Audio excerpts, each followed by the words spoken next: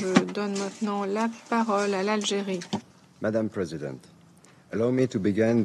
Madame la Présidente, pour commencer, je vous félicite à l'occasion de l'accession des États-Unis à la tête du Conseil de sécurité pour le mois de décembre. Vous pouvez compter sur notre plein soutien.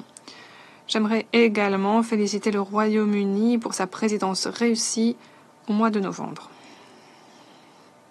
Je remercie les États-Unis d'avoir convoqué cette réunion d'information très importante. Merci à Madame Di Carlo pour ses remarques très enrichissantes. Nous avons également écouté avec attention l'intervention de la représentante de la société civile. Madame la Présidente, depuis l'adoption de la résolution 1325,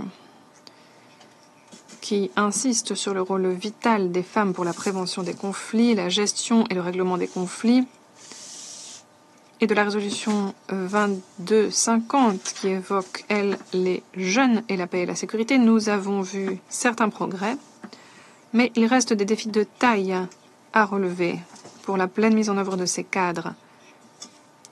Les défis mondiaux qui ne cessent d'évoluer, caractérisés par les conflits armés, la pauvreté extrême et des inégalités qui se creusent, entravent nos efforts pour promouvoir ces programmes essentiels. Cependant, il reste essentiel d'appuyer les femmes dans la consolidation de la paix.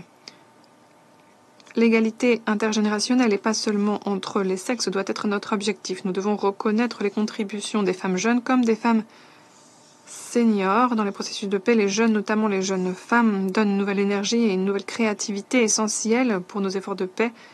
Leur implication est fondamentale pour garantir une consolidation de la paix inclusive et efficace. Pour passer de la volonté politique à l'action concrète, nous devons encourager un dialogue intergénérationnel et des partenariats entre femmes bâtisseuses de paix de toute génération.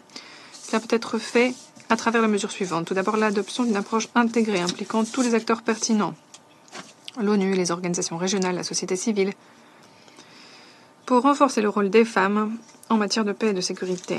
Deuxièmement, promouvoir des politiques d'égalité femmes-hommes et développer des programmes complets pour autonomiser et protéger les femmes, notamment dans les zones de conflit. Troisièmement, encourager la participation réelle des jeunes au processus de prise de décision et de consolidation de la paix, en veillant à ce que leur voix soit au cœur des décisions prises pour la paix et la sécurité à l'avenir. Quatrièmement, appuyer les processus de renforcement des capacités et d'éducation pour faciliter les transferts de connaissances entre générations, veillant par là à ce que l'expérience des aînés soit partagée avec les plus jeunes. Cinquièmement, reconnaître l'importance de l'autonomisation des femmes en créant des politiques complètes permettant d'intégrer les femmes à des postes à responsabilité dans tous les efforts pour la paix et la sécurité. Madame la Présidente, l'Algérie a fait de grands pas en avant pour appuyer les femmes moteurs de la paix sur le plan national comme régional. Conformément à notre attachement à la résolution 1325, nous avons adopté un plan d'action national en juillet 2023 mettant fermement l'accent sur l'amélioration de l'inclusion des femmes dans les processus de prise de décision. Et ce n'est pas tout, nous reconnaissons qu'en autonomisant les jeunes, y compris les jeunes femmes, nous garantissons le caractère inclusif axé sur l'avenir et réactif quant aux besoins des générations futures des efforts de paix. Nous avons en 2021 créé le Haut Conseil pour la jeunesse. C'est le reflet de notre détermination à donner une voix qui pèse aux jeunes générations dans les initiatives pour la paix.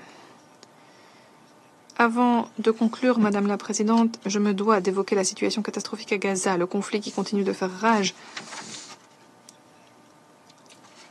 a entraîné un tribut très lourd pour les femmes, les jeunes, les enfants, dont les droits ont été violés de façon scandaleuse. Nous appelons de nouveau à un cessez-le-feu immédiat, sans condition et permanent à Gaza, garantissant la protection de tous les civils, y compris les femmes et les enfants. Je vous remercie. I thank the representative of Algeria for their statement. Je remercie l'Algérie pour cette intervention.